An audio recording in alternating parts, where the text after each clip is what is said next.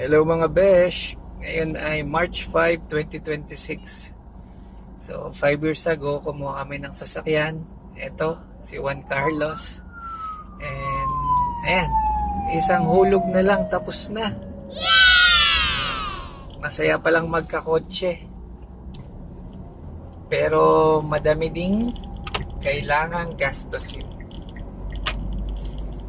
Masaya kasi makakapasyal ka, mapupuntahan mo yung dating di mo napupuntahan, tapos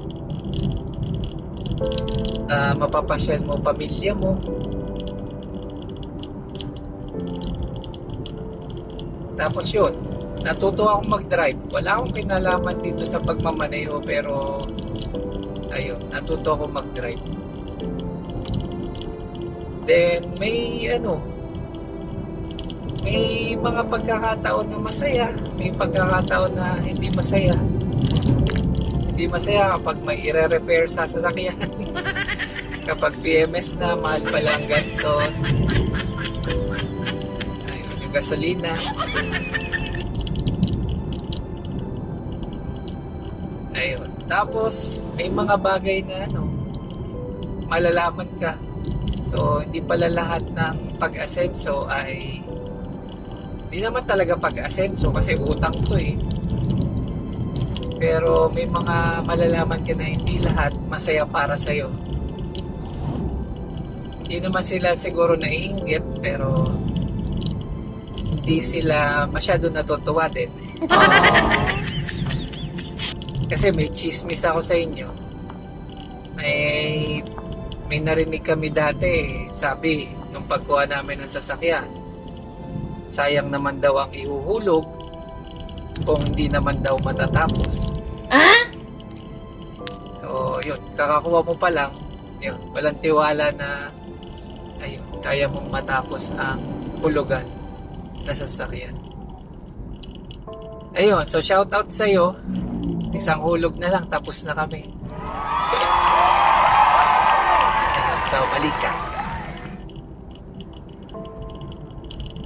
Ayun. So, sinishare ko lang ang experience para ayun, sa iba.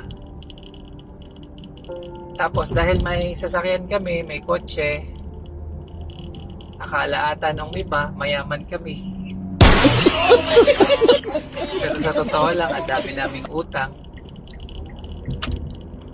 Ang dami kong loan. Meron sa company, may pag-ibig,